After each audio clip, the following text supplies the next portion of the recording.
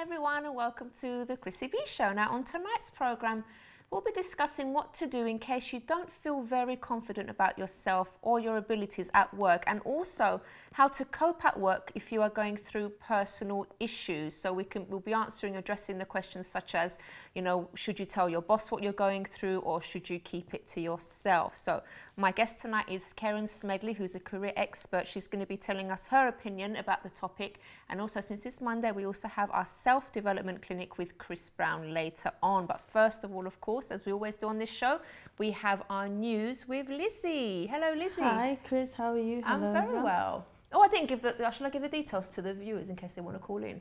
Yep. Let's give you the details as well. You can give us a call if you have any questions about tonight's topic on 020 7686 6300. If you'd like to share an experience you've had at work, a difficulty that you've had at work, please do share your story with us. And also you can email on chris@chrissybshow.tv. Lizzie, what do you have for us today? Okay, I don't know if you're going to be freaked out about this one. There was a couple, they found a snake in their boiler. They had moved out of a property to get it. Is this in the UK?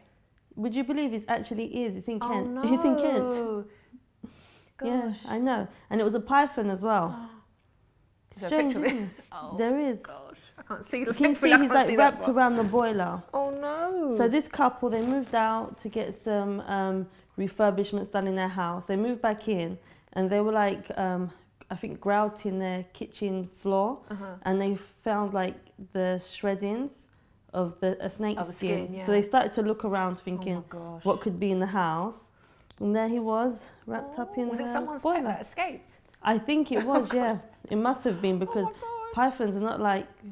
When I first read it, I thought it was another country. Yeah, because, you know, they don't just come around anyway. Was it you that shared that story about no, I think it was Bianca, about that snake that came up from the toilet? Oh God! I think that was over here as well. No, I think it was here as well. Wow! I don't know where these snakes are coming from lately. Gosh, yeah, that wasn't nice. So yeah, they were very shocked when they found that. And also another thing, animal related. Chesington Wilds of Adventures have banned animal print clothing on their visitors because they said that basically it makes the animals react differently. Apparently, they try to communicate. Have you? Yeah. It's it was on the show, actually. Probably. Could have been. Yeah, you can tell us again now, go on. Yeah, so anyone wearing like leopard print clothing, they have like apparently like bouncers there now, that they're not allowed to wear this kind of stuff because it makes the animals, either the animals run away or they try to communicate with them. Oh, that would be sweet though. You would like it, wouldn't you? Love Tiger that. came up to you. I would love that. I don't like to communicate with animals. So that was very funny. That was a strange one. And also, I know a few weeks ago you were hosting the Love School in Wembley. Yeah. So there was something I was reading and I thought that I would share it with you because it's really funny as well. It's interesting and I find them silly, but I don't know if you can relate to them or you had similar things. Oh, go on then. Basically, they did a top 10 bizarre breakup reasons for men and for women. So the men's ones, top reasons for breaking up, were she kept leaving the toilet seat up. She kept leaving the toilet seat up? Yeah. Hold on, break up with me. Yeah.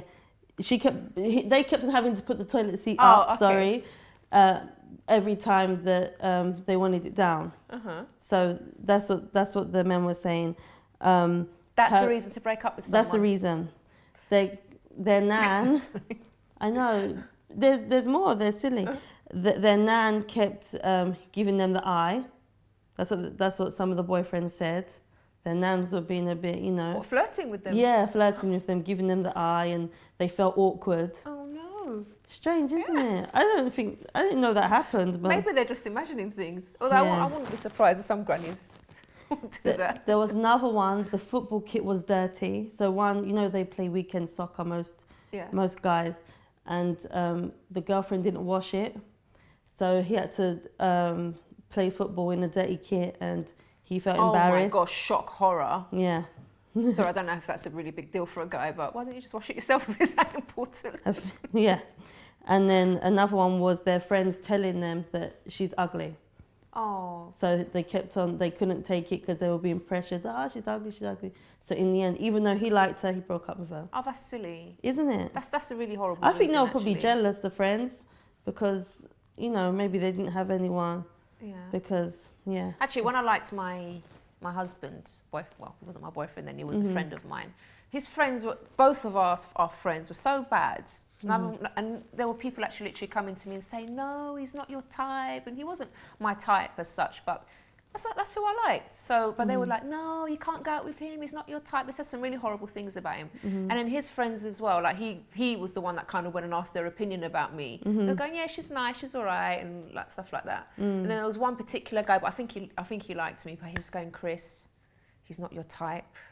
I think this relationship is wrong. We'd already started going out by then. This relationship is wrong. It was really like, people were so negative about our relationship. I don't know if it's because it's a mixed relationship as well, mixed race relationship, but everyone was just very negative about it. But I don't think it matters what your friends think. If they've got reason, for example, to say, look, this guy's or this girl is not for you, if they know something, if they know, for example, he or she has a history of something like, I don't know, violence, or that's different. But if it's just like, oh, I don't think she's pretty enough, I don't think he's handsome enough, that's ridiculous. Especially if he likes her, what's the problem? But that shows just how weak character he has as well. Yeah, you wouldn't even want to be with him, would you? So the girl didn't lose. Because anything that your friends would say, even if you're in a relationship with him, would influence their whole relationship. Yeah, it's true. Do you want to hear about the women's side? Oh yeah, go on. So the women's reasons were the way he pronounced certain words wound them up. Or irritated. Yeah, like they got wound up, they got irritated by like certain things they might say. Like pronouncing things. So this is people that just, you know, you're supposed to kind of like overlook some things in a relationship. Silly things, isn't it? Another one, they hated his aftershave. Oh. Just buy a new one. Yeah. One that you like, you choose. Yeah. He never flushed the toilet. Oh, okay, that's nasty. Another toilet that's one. horrible. It is horrible. It's like a child, but you know, I don't know. I kind of think I kind of agree with that. Yeah, one. me It's too. a bit annoying. Flushing the toilet is a big. Yeah, you have to do that. It's normal. Yeah. It's Yeah, that's and heavy breathing. Oh. Would that irritate you? No, because I'm a heavy breather. They probably hear me down the mic. No, that's me. Oh, like... That's me. So they were the reasons. They were the bizarre reasons. But as we were talking, I saw your show as well, I think last Monday, about the love school. These reasons, they can be changed, isn't it, with each of the persons? I know, these things are silly. So I think it's silly things. I think it's people like nowadays, it's not like before when people would really fight for their relationships. Now divorce is so like, it's just an easy thing to do. People aren't even getting married a lot of the times anymore because they're scared because of things that they've heard about getting married or being in a long-term relationship. So it's like, people don't fight for relationships anymore like they used to. I don't think, and they just give up so easily. Instead of talking about it or even going for counselling or something, they just find the smallest things and everything builds up because they don't talk about it, they don't do anything about it. Everything just starts to build up and the smallest thing is a huge issue. Like they're perfect and they want perfection as well, but no one's perfect. Like these are like silly things and like what we were discussing, but some things you can change about the person. That person can change, isn't it? Yeah. Definitely. So that was that one. Have we got time for one more? I don't know. Do we have time Just for one quick one. This one. I can't hear anything down my earpiece. This one's quite scary. Go on, go ahead. All Until right. I hear from them. Okay. Carry on. So there was this plane. Don't know if you heard about it. A plane? When the two pilots fell asleep. Did you hear about this one? Yeah, I think I did. Did you? Can I tell? Yeah, go on. You can tell them. Know. So basically, a while ago, there was a plane. Two of the pilots had fallen asleep. Are you trying to find? No, go. Okay. So two of the pilots had fallen asleep, and basically they were taking turns to have little naps because for like 2 nights in a row they had slept like 5 hours each. That's within like 48 hours. So they were supposed to do like a clock. You sleep, then I sleep. But it happened that they both fell asleep. So the plane was flying on autopilot. But they're not releasing like which airline it was. Hang on, it's not the one where the passenger had to land. No. This was just I don't know if one woke up or Oh my God, how long were they asleep for? didn't say. They're releasing like little bits, not even saying which airline it was. That's They're not terrible. saying the flight, nothing, because I guess people would want to sue, isn't it? Of so course. they're keeping it. Well, not that anything happened, but still. Yeah, but imagine feeling like that, you know, there's no one flying the plane. Oh my gosh. That's scary. So that's going to have me worried now in future. Because you go on a lot of holidays, don't you, Lizzie? Yeah, always. Tonight, actually. All right, thank you so much for the news, Lizzie. Thanks All right, very we'll much. see you again next time. Yep. Okay then, so after the break, we're going to be talking to Keren Smedley, a career and growth expert, about what to do if you're having a bit of a hard time at work. So do join us after this.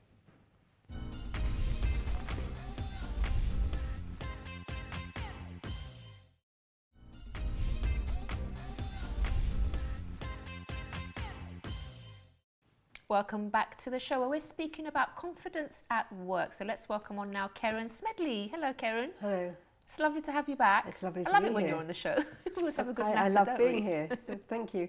Okay, so we're going to speak about work today because there are, I mean, in an ideal world, people would wake up in the morning and like look forward to going to work. But unfortunately, there are many people that actually dread going in for various different reasons. So, for example, they may be having problems with their boss, or they don't feel very confident about the work. I'll give you an example. My sister, she's been made redundant twice now. Oh, has she? But she managed to find the job quite fast. And this current job she's in, she felt very out of place because she didn't know sort of the computer system they were using. And I kept saying to her, look, give it a chance. You've only just gone there, because I think the people were younger than her as well. So she felt a little bit out of place. And it took her a while. She was quite sort of down about going to work because she felt that she wasn't as clever as the others. So that's quite a common thing, isn't it, Keren?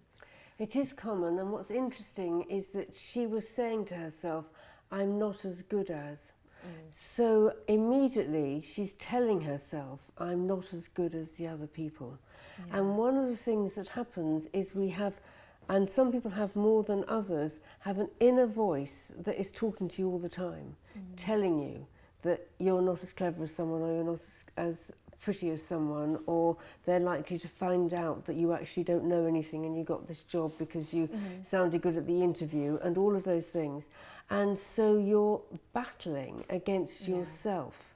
And as soon as we say, I'm no good, that's what we believe. Rather than, I'm in a new job and what do I need to do in order to learn the system? So she set herself up in a way. Yeah, that's right. And then what happens is we get in our own way.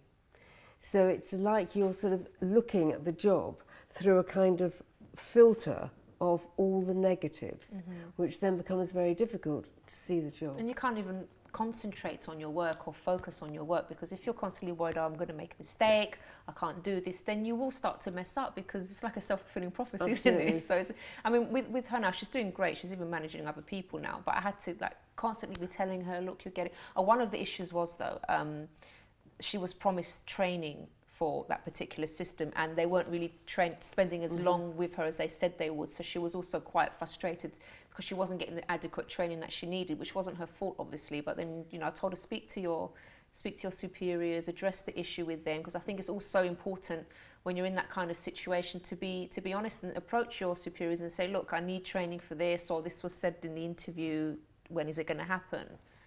I think that's right, but I think once you've got yourself into that spiral of I'm not really good enough, you don't want to tell them.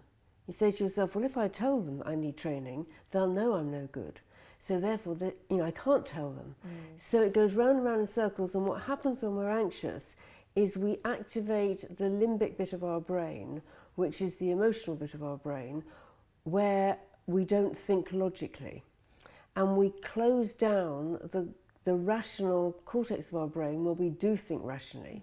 So what happens is we go into spinning round with all our sort of anxieties. Panic, isn't it? It is really? panic.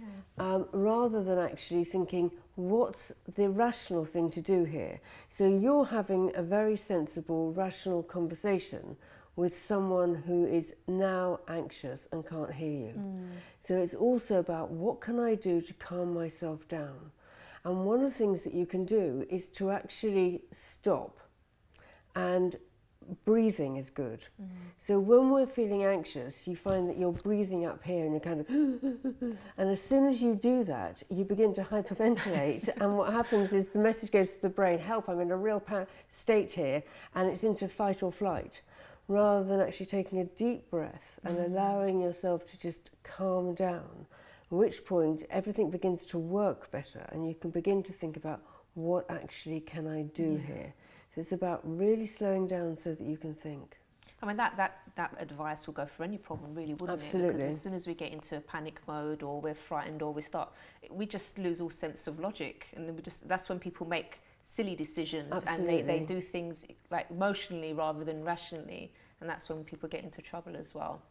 Yes, and we all do it. I remember one time when one of my kids was meant to be coming home, having gone away on his first holiday on his own, and said he wanted to come home with his mates, and he didn't come home at the moment that I thought he ought to.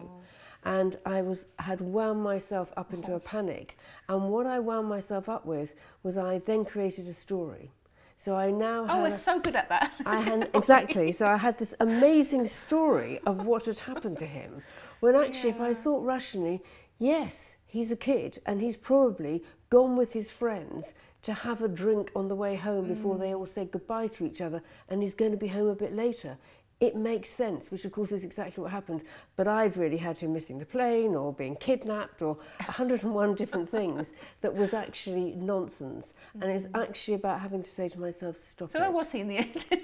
He'd stopped with a friend. Drink, He stopped with a friend for a drink, and he probably was only half an hour late. But because I'd been waiting for him to come back, I built up this whole story. And that's what happens. We all do it, don't we? We all at some do it. point, so we just and I got think to that's the important thing, is that we all do it, and we also all have to learn to say to ourselves, stop it. Think. Absolutely. And then to actually remind yourself about what you are good at. So one of the things is to be able to instead of focusing on what you can't do, focus on what you can do. And take yourself back to that moment when you knew that you were brilliant at something. It doesn't need to be anything major, but you knew you did it really well. Because as soon as you start to re-feel that and reassociation to that, you feel better, because you're sending all the right chemicals around the body that go to the brain that say, yeah, you're really quite good. And it doesn't help to compare yourself to people, because everyone's got different skills, they've got different talents, so why compare yourself? It just makes you feel worse, doesn't it, when you compare yourself? And also, you compare yourself often not watching properly. So people look at people and they say, they're so confident, they're always so confident. Well, you don't know that they're always so confident. You don't know what's going on inside, and whether they're a jelly inside and they've learnt some tricks and skills to actually feel confident. Because if you stand tall and look out and focus on what you can do, you will send the messages to your brain that says you're doing really rather well. And at that point, you then begin to feel like that, and you think, yeah, I can do anything. Actually, we've got a video that we're going to play shortly, Keren, about how to have, with your body language, how to ooze confidence as well. That actually makes you feel better as well. But just quickly before we go to the break, there are people that go to work and they feel uncomfortable with their employees. Maybe they're quite shy and they don't really mix. But again, I think in that situation, I would at least try and get to know your colleagues and not keep yourself to yourself, because the more you sort of talk and communicate with people, the better you feel. But if you always withdraw yourself and try to keep yourself, just get on with your work, you're just going to be very lonely at work as well. I know you're there to work and do, but you need to have some kind of communication with your colleagues, and I think that makes a person unconfident as well. Absolutely. And when you start somewhere new and everybody appears as though they all know each other and they're all best friends, it is difficult. So something about, look around and look at the person who you feel you connect with most, and then talk just to them. Don't try and talk to the whole group if you're feeling shy. Talk to them and begin to communicate with one person, so you begin to make a relationship. Because as soon as you feel okay with them, you'll find it easier to start to talk to other people. You reminded me of something now when I did my my year's break at university. The first place I started working at, they went into liquidation, so I was like, oh my God, I'm going to fail my degree. But then I found somewhere else that was working for the government actually, and then I felt so awkward because I was sort of the young one there, and I thought, oh, these people are so clever and they're so. But like you said, I saw a lady that I thought, she's really nice. She seems quite friendly. She seems quite open. So I kind of got friendly with her, and we went out a couple of times, at lunchtime and stuff. And I started to feel comfortable around her, and then eventually with the others as well. So it does help. You don't have to try and get to know everyone, because I wasn't that kind of. I was very shy back then. So it was quite hard for me, but just identifying with one person and getting friendly with them is really, really helpful. Absolutely. Yeah. And also you did that thing about everybody's better than me. Rather than I'm young, I've got less experience, so I would expect to know less than them. Yeah. Because in 10 years' time... It's so rational, isn't it, thinking? Absolutely. But I'm rubbish, I can't do anything. Exactly. Because when we start work, we're never going to know as much as people who've been there for 30 years. Yeah. And if we do, then we're in the wrong job, because it's not going to stretch us. I actually had a really good time there. I learned so much. It was fun. They're actually a really nice bunch of people, much better than the other place that had gone bankrupt. Yeah. I wonder why they went bankrupt anyway, but it wasn't a nice environment to work in at all, the former one. So sometimes you think, oh, things happen, things go wrong, and you think, oh gosh, everything's over and this is going to be really negative. But in my case, it turned out really well, and it was a much more positive experience there for me than the previous one. So don't fret if something goes wrong in your old workplace, or you're made redundant, or you have to leave for any reason. Just make the most of the new place you're at and look forward to it. Absolutely. Definitely. Okay, we're going to go to a quick break, and then afterwards we'll be showing you the video about how your body language can help you at work. And also we're going to be speaking about what to do if you're feeling, or you're going for some kind of personal problem and you're afraid that it's going to affect your work. Do you tell your boss? Do you keep it to yourself? How do you deal with that kind of situation? So do join us after this.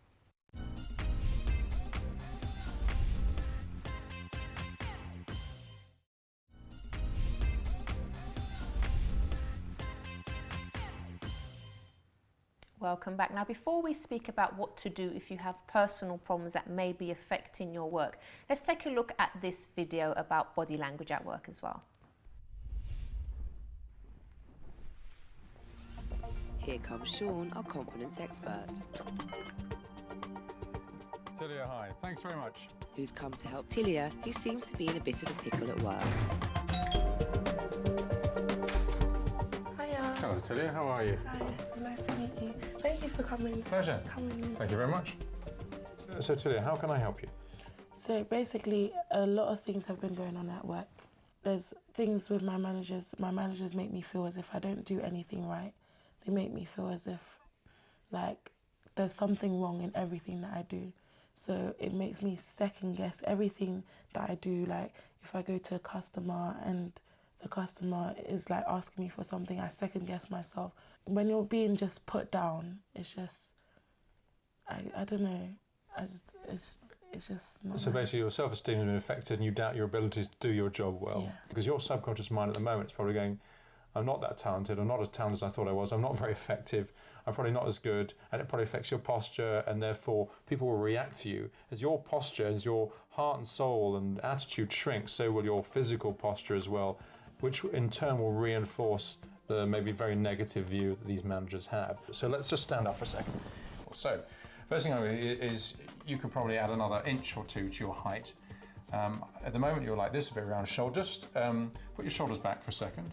That's it. Now lift your head.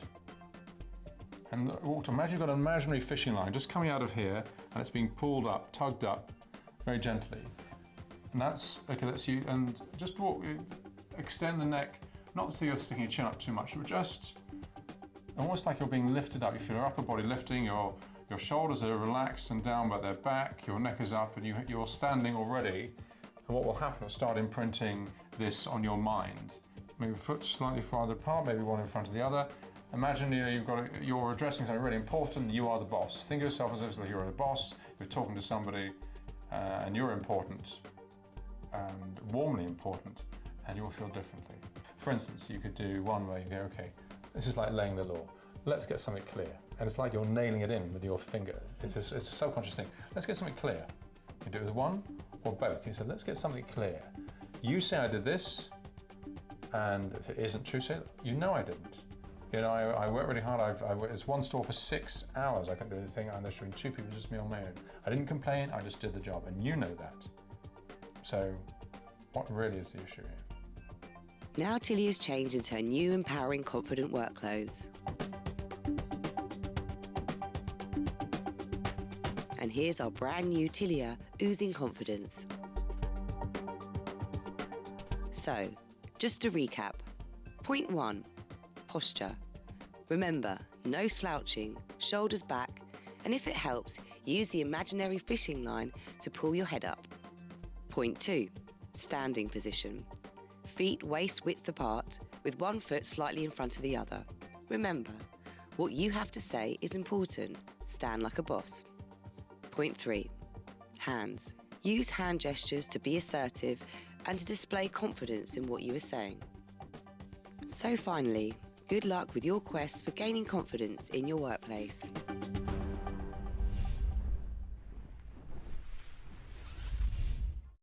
Okay, some good advice there. Now, what do you do if you are going through a personal problem and you're afraid it's going to affect your work? Maybe you go into work and you're feeling very emotional. I can talk about myself with this again because I remember when I was going through problems with my then boyfriend.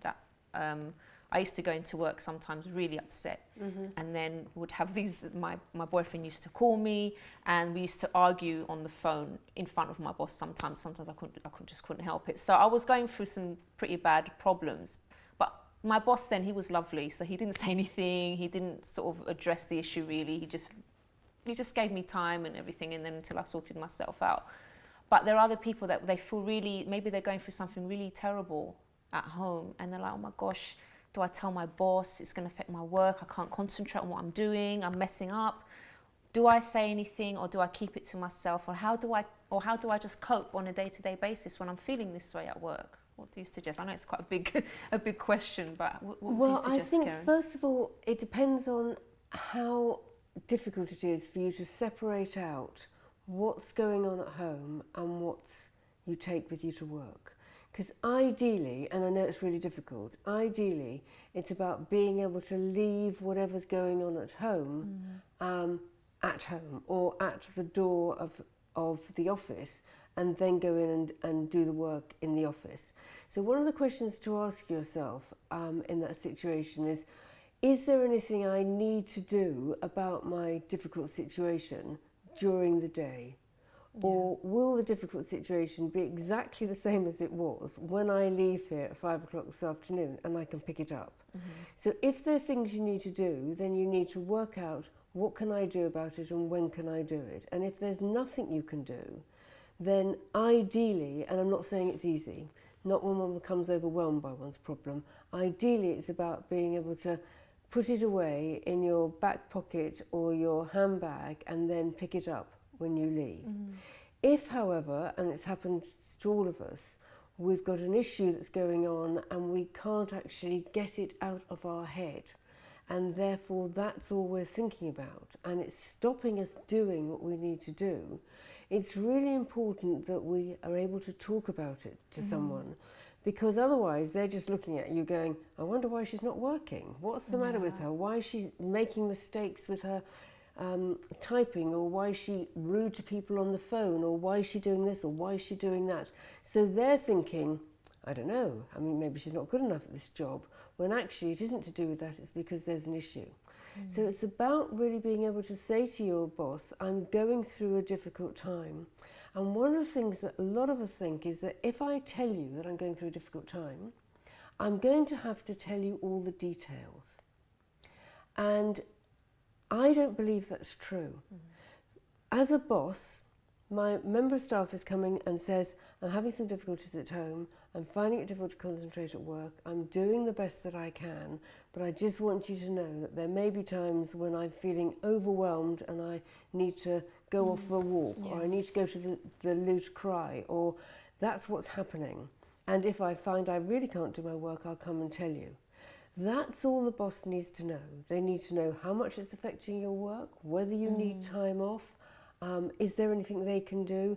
They don't need to know that you're really worried because your child has been suspended from school, or you're really worried because you've got a concern about something medical with somebody and you're waiting for some results.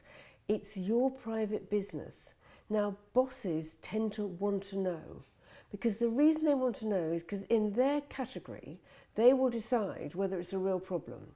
So, I see, so what happens is I say, I'm really worried about my child being suspended from school, and they think, oh my goodness, that's terrible. Yeah. You know, I'd be terrified about that. I mean, I can't quite understand. Or they say, I'm really worried because my cat is unwell, and the boss thinks, that's ridiculous. Who can be worried about a cat? But they are really worried about the cat, and it's equally important to them as the child being suspended from school. So the boss then says, oh, for goodness sake, pull yourself together, you know, it's only a cat, which isn't terribly helpful. Rather than actually saying, you've got a problem and now how can you deal with it? So talking with them about what help do they need, where can they find help is important, but not needing to know the details. And what happens is, I also sit there thinking, I don't know whether I should tell them about this, because they'll probably say what I'm worried about is stupid. And then I don't talk about it. So it's about respecting each other. And sometimes there are problems that bosses need to know. For example, if you have, I don't know, an alcohol problem and you're finding it difficult not to drink before you come to work, which isn't appropriate, then yes, they need to know that actually you're not in a fit state for working at the minute, which is different from the specific thing that you're worried about. But it's important that you share it with people. And in some organisations, you've got an HR department where there will be people that you can go to talk to in confidence. And also some organisations will offer you an employment assistance programme where you can actually go and get some counselling This is the thing. through the organisation to help you to manage the problem. None of us can manage everything by ourselves. We're not terribly good at actually, we talk to our friends, which is great, but our friends often don't know any more than we do. And also they're very emotionally involved with us. So you don't want to say to a friend some of the things that you might say, a counsellor might say to you, or a coach might say to you. So I work both as a coach and a therapist, and I don't do that with my friends, because sometimes my friends would be really irritated and fall out with me and think, you know, what's the matter with her? Because with my friends, I want to be alongside them and be able to be with them in their misery. And as a professional, if I'm alongside feeling as miserable, I can't do the work as well. I need to step aside. So it's those things that are really important. The key is that you do need to get the help at the end of the day. It's not just about, okay, you can learn how to cope at work, but you need to address the issues that are going on. And that means if you have to go for counselling, even sometimes you might need to take some time off work. Absolutely. Especially if there's been a death in the family, you're grieving. That's so hard to all right, some people say work keeps their mind off it and, you know, it helps them to keep their mind off their problems, but for others, they just can't function properly. They need some time, they need to get help. So don't feel like a failure or that, you know, bad's gonna happen. If you do take some time off, because you do need it, it's better to do that and get the help that you need rather than keep going on the way that you are. All right, Keren, thank you so much. We've run out of time. Have we? Yeah. It's lovely to be here. Thank you so much for the lovely advice as usual. We'll have you again on definitely very soon as well. And after the break, we're going to be speaking to Chris Browne with the Self-Development Clinic. Do join us after this.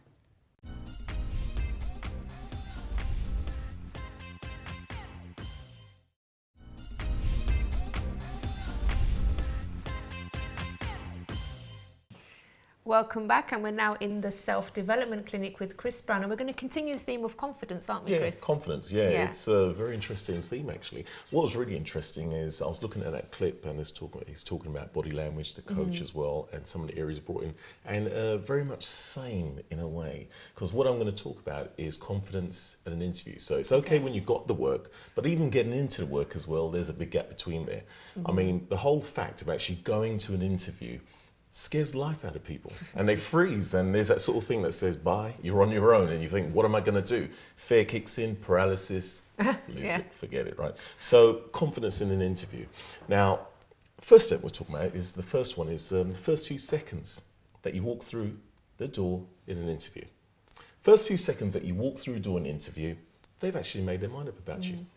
They've made their mind up at you in those first few seconds, but the rest of the interview is you convincing them that you're the one.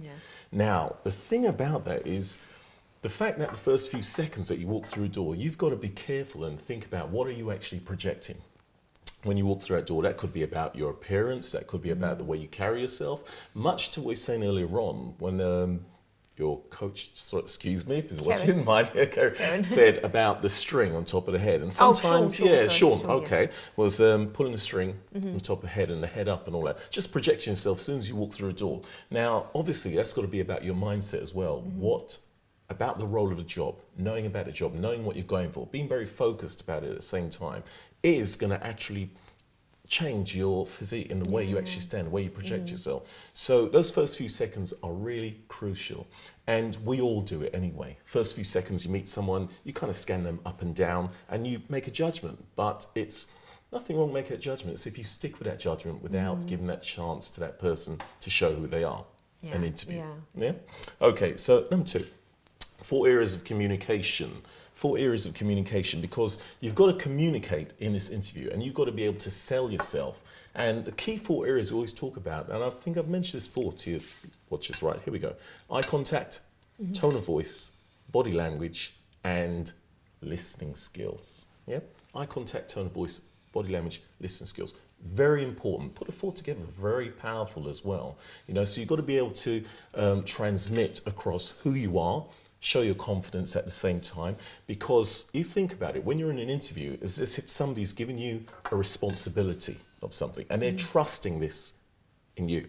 Now, if you're portraying that I'm not someone who's really trustworthy, I'm not sure about what I'm going to do, I don't know if I'm going to be good at this job and that sort of thing, they're not really going to trust you. And somebody else is going to come along and sit in that chair and take that position at the end of the day. So you've got to be aware of how you're selling yourself then. Furthermore than that, number 3 on there, we're talking about confidence in research. Now, that is so important. Can I tell you a story about that? Go ahead, tell a story. There was this job that I applied for once. So I was this was during my gap year again at uni. Okay. And I only went, to be honest, I was looking for any job. I wasn't really bothered about what it was. I just wanted to get a job and to make sure that I included it for my degree. So I went for this job that, I can't remember what it was for. I think it was a fashion role, which I knew nothing about at the time. And one of the things that attracted me was because at Christmas they fly to Paris on a private jet. So that was sort of one of the only reasons that I went for the job. And I did no research whatsoever. And I went in there completely unprepared. And I really messed up the interview big time, really. And one of the questions they asked me was, you know, why do you want this position? I think it was a management position as well. And I said, because I like to tell people what to do. And that was not the case. I did not like telling people what to do. And I was like, as soon as the words came out, I thought, oh my God, you've just blown it, Chris. And obviously I didn't get the job. I was going to ask They gave it to a friend of mine. She got to go to Paris on a private jet, but never mind. So, it was just a mess. It was horrible. And I was so embarrassed. Just the way the interview looked at me was like, what planet is this girl from? So, you really do need to do your research and make sure you know about the company that you're applying, why you're there in the first place. Exactly. I just said the first thing that popped into my head. And that's a classic example of many people at the end of the day. We go to an interview just hoping to get the job, but also because the longer you've been unemployed as well, the more the desperation kicks in. So you start saying, I've got to go this, got to get this, got to get that. But to take time out and do the research, have a look at a company profile. What are their objectives? Here's one. Who are their competitors? What are their competitors doing different to what they're doing? Show as much as you know about the company. I remember I work with a group right now and they're called Refocus. Actually, if Refocus watching, well done. Yeah. Right. Hello. And they're a great team. They're a great team, unemployed team, and we get them back on track. But the area I was talking about, if you haven't done the research, you're going to flaff all the way through. If you know these areas, and it's then information. you don't feel confident No, because you don't know anything. You've lost it. You've lost it. You think, ready. well, what do I do? I mean, that situation you talked about was very typical at the end of the day of going for it. For some, for a lot of us, right? But the thing about it is, once you do know information, it does give you that strength. It does give you that power, and you're feeling pretty sure that whatever they throw at you, you know about the company. There was one particular guy I was talking about in this Refocus, where we trained him up in selling himself in interviews. And at this interview, he was the only person, when they asked about the company, who actually stood up in front of everyone and answered this one question. Wow. He got the job. You see? Yeah, so it really pays to do that research. It builds your confidence up, you know something about it. And if you thought about somebody approaching you and just saying, well, they know A, B, C, D, E, F, G about you, you're going to think, wow, they took their time out to, you know, yeah. Right, so it's really important to do the research, and it helps with your confidence. Right, now, last area I'm going to is, why choose you at the end of the day? You've got to have a very good reason of why choose you. Here, you just said it a while ago. One of the questions, think about this at the end of the interview, and they say to you, give me a good reason why we should accept you for the vacancy. Now, sometimes it throws people and you get the reaction of, that sort of thing, right? But if you thought about your own qualities, your skills, the reason they've actually chose you for an interview itself, because they're not going to waste time and choose people that they don't think are going to be good enough. So they're trying to get the best out of it. Now you've got to know, what have you got to actually give? How you can actually be an asset to that company. Being an asset also as well, let's talk about value as well. You've got to add more skills to yourself, make yourself more valuable in the job market at the end of the day. That's going to give you confidence in itself. By the end of that, you should be able to actually answer that question. And that is a question that you should have had prepared a very long time ago. You just got to know, what have you got to actually offer to this company? So if you work out what a good reason is, you should be able to sell yourself in there. Yeah? It's very important. So confidence in the interview itself is one poignant area at the end of the day. And then when we get in there, let's talk about the balance. And you have to remember as well, the fact that you even got an interview in the first place says a lot, because employers sometimes have hundreds of CVs that they go through, and at the end of the day, you've been shortlisted for an interview. There's many people that don't even get the interview in the first place, so they must have seen something in your CV, something in you. Maybe you've put up videos that they've watched. They like something about you. So you know, the fact that you have an interview is a good sign already. And you just said it. Your CV as well should actually reflect you. It shouldn't be just a standard one. Also, with the cover letter as well, make it unique to the company. Sometimes people send out blanket cover letters. All the same, goes out terribly, boring, and that's out. No good. Forget about it. You know, it's quite disrespectful actually. And it's not saying you've done any research or looked at the company or the role you're going for. It's just sending out. So think about that as well. Your cover letter, the CV. Get into it. See if it really reflects you. You know, you might have to change some things and tweak it to reflect you as a person and be yourself, but just more of you. You know, don't fake it, because if you fake the interview and you get the job, it's the worst thing. You cannot keep that up. And that will destroy your confidence too. Exactly. Okay. So it's important. Confidence in an interview. Thank you so much, Chris. Pleasure. Thank you. So if you are having any difficulties at work and you'd like some advice, you'd like a point in the right direction, do email me on chris@chrissybshow.tv. I think we've covered quite a few things, you know, for advice for people tonight. But also, if you are going through something, as we spoke earlier, and you're finding it hard to deal with, like we said, you know, you can get counselling, you can get people that can help you. And again, if you want to email me and I can point you in the right direction as well, you can go to our website too, and we've got like people that can be quite helpful for you as well. You can do visit the website on chrissybshow.tv. Well, on Wednesday we have a show called 19 Toxic People to Kick Out of Your Life. Oh wow. So we're going to be speaking about 19 different people, and also we're going to have on 2 of this year's Big Brother contestants. One was the runner-up, the other one was 5th place. So we're going to be having them in the studio. They're going to be telling us about their experience in the Big Brother house and also their experience with some toxic people. And there's also going to be a guest on, Chris, that's going to be speaking about a very toxic woman that he had in his life and how he got rid of her as well. So that should be very... No, I don't think he's going to name her, but, you know, it's going to be very juicy topic on Wednesday. So do join us then and have a wonderful, wonderful evening. Bye-bye for now.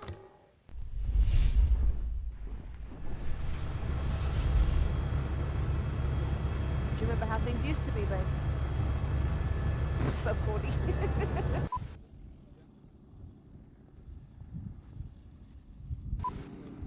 What do you want me to do? Testing, testing, 1, 2, testing, testing. Can you hear me, Sam? Yeah, he can.